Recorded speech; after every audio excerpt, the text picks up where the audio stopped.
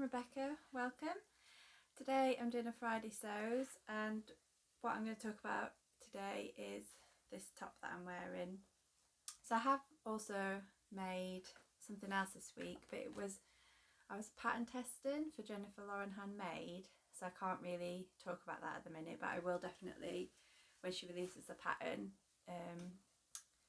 show you that. So the other main thing that I've been doing this week is I decided to do a pattern hack, and I was watching one of Lauren from Guthrie and Ghani's videos. I think it was a video, it might have been Instagram live, and she's wearing a top that looked like the Anthea blouse, but actually she'd made a hack of the Fibremood Norma blouse, which I've made previously, the Fibremood Norma, and I was like, oh, I've got that pattern. I don't really want to buy another pattern, especially I like the Anthea blouse.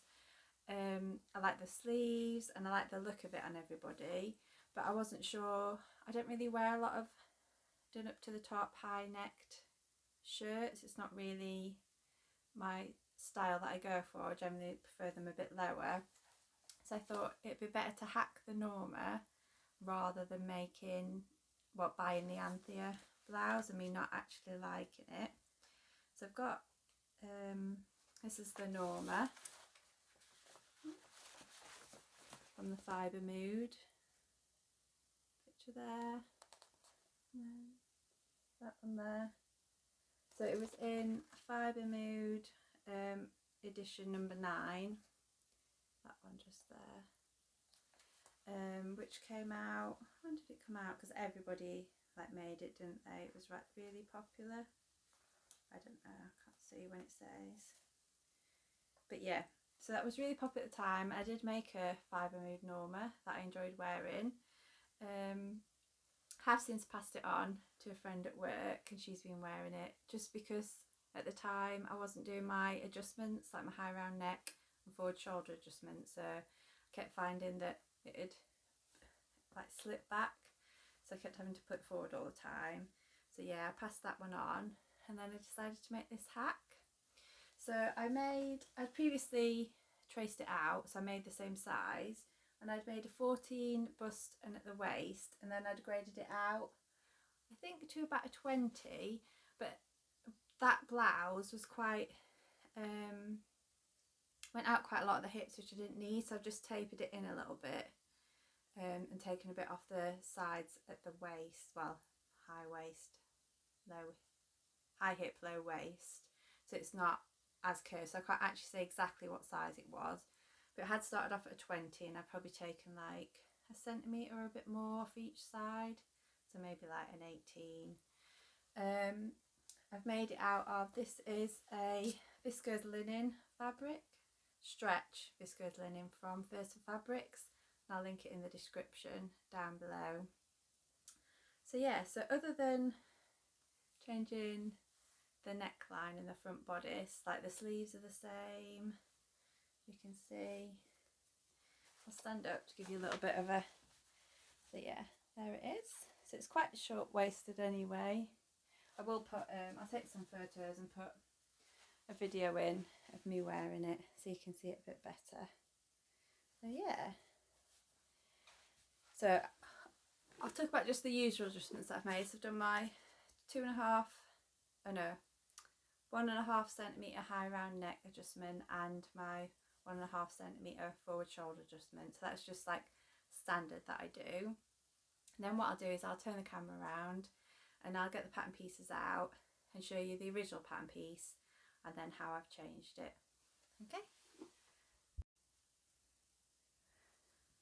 Okay, so this is the original Norma blouse pattern, and as you can see, you've got your front bodice, and then you've got your neckline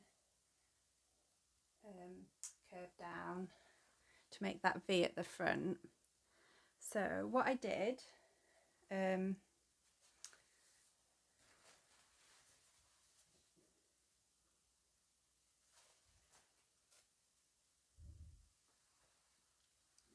is if I put, this is my new pattern piece just here, you can see I've altered the neckline. This here is my forward shoulder adjustment that I've made.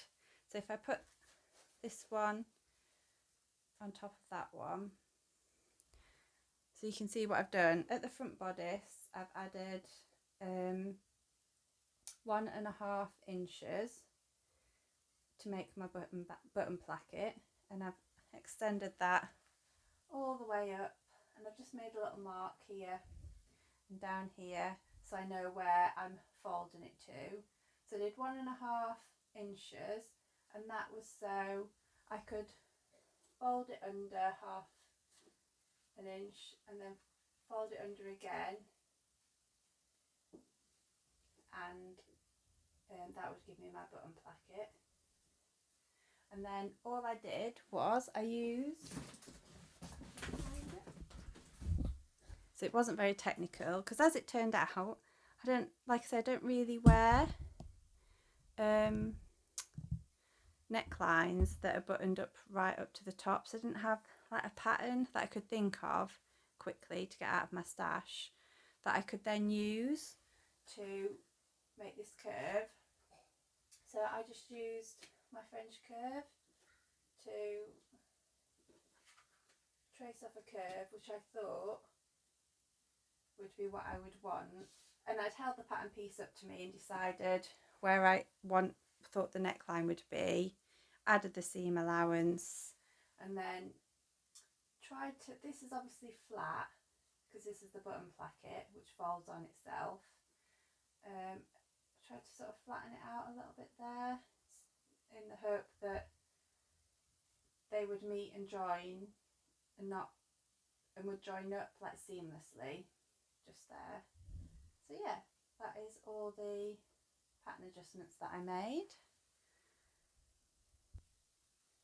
Yeah, so those were the pattern adjustments I made, and if I'd have had like a woven top with a similar neckline that I could think of at the time, I probably would have just used that and traced it out if I knew it was like how I wanted to sit. But yeah, so I couldn't think of anything, so I just went ahead and did it. So what I did, so the Norma is finished with a facing, which I actually really hate anyway. I hate facings, I don't know about anybody else, but so obviously I was changing the neckline and I just wanted to bind the neckline with a bias binding. So I made my own bias binding, which was 1.5 inches wide, and then I used my little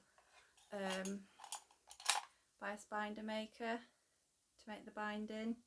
Just got these off like Amazon. Yeah, and then just like bound the neckline as you would bind any neckline. So I folded the placket over, so I folded it over to the middle part of the bit that I'd already bound, and then folded it over again so that encased the raw edge, and just top stitched down it, as you can see. So that enclosed that, and then I put the neck binding on, but then that meant that, if you can see, the neck binding comes over the placket, which is okay, like it's not too bad, and I still got my buttonhole, still went through on my machine, which I was pleased about. But next time, see a bit better on that one, next time I think I'll bind the neck first, so then the placket encased the edge of the binding, which just would make it a bit neater. But I did the binding, the placket was the first thing I did, but no, next time I'm gonna do the neck binding and then encase the end bit in. But then you would have the end there, wouldn't you? Free. So I don't know which. Maybe this is the better way, because then the raw edge at the top from the placket is encased. It's just over here it got a bit bulky. I'm sure next time I make a shirt, I'll be like, and I follow someone's pattern, I'll be like, oh, that's what you're supposed to do to make it look neat. But yeah, you can't tell from the outside, so that's the main thing. And the buttonhole went through with my machine first time, thank God. And then also, instead of just turning up the hem, I also did some bias binding on the hem to turn it up, stitch that down, which for any sort of, because it is quite a little bit curved, and for any sort of curved hem, I think that just gives it a much neater finish. And also I find it a bit quicker because you sew the binding on and then press it up once, then you just stitch it down. You don't have to go around pressing the fold up and then pressing another fold up to make your seam allowance. So yeah, I'm pretty pleased with this. So I'm gonna wear it, see what if I like reach for it in the hot weather. It might be more of a sort of spring autumn piece because they're sort of high neck, and then I could quite fancy one in like a nice cotton lawn, I think, as well. So yeah, I'm really pleased with what I've got done this week on this blouse hack. Totally down to Lauren from Guthrie and Ghani. I do like enjoy watching her videos, and obviously she has some really nice fabrics. So other than that, I've cut out my larger dressing gown, which I will be making this weekend hopefully, which I can't wait for, to go with my new soon to be made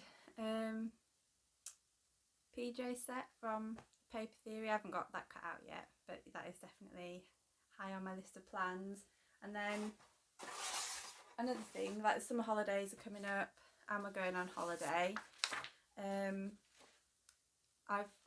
I do make bags actually. I've made quite a few bags, and the bag that I use a lot is an Herbal tote by, I think it's Noodlehead Patterns. But I want a rucksack really when I'm going to the park with kids, one that I can fit quite a bit in, because invariably I'll end up carrying a child or a scooter or some other things. And our local park's got like a water park in it, so you have everybody's towels and drinks and snacks and stuff. So I've made some incomplete stitches patterns before, and I've bought the planetary backpack pattern to make, this one here. So it's quite a good size, and I love all like the different things you can do with it. So yeah, I've ordered my supplies for that, like the webbing and the D-rings and stuff, and the fabric that I'm going to use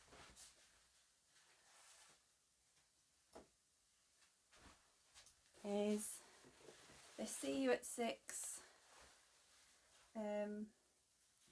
canvas cotton twill. Yeah, bought this like 8 years ago, and I've got quite a lot of it left. Just a bit too loud for me for garments, but I have made another bag and a pouch out of it, and it's really like hard wearing. It's really nice.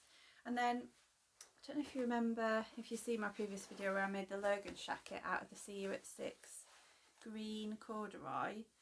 I know I've got some of that left somewhere, but I can't find it. So if I can find it, I'm going to put that with this. But if not, I've got this waxed cotton. It's like a petrol blue colour. I don't know if you can see as well. Yeah, it's got like this little square design in it. Use that because I think this has got blue in it. I think they do go quite well together. And then I was thinking like the waxed cotton for like the base of the rucksack. It's a bit more sort of protective. So yeah, those are I need a rucksack for the summer holidays, going on holiday, and just in general the school run, all the kids' water bottles and stuff. So yeah, I think I'm going to make myself a backpack. So yeah, I'm looking forward to that. So let me know what you've all been making, what you've been doing this week, if you've made any of those patterns, if you've got any tips for the rucksack, and I'll see you next week. Bye!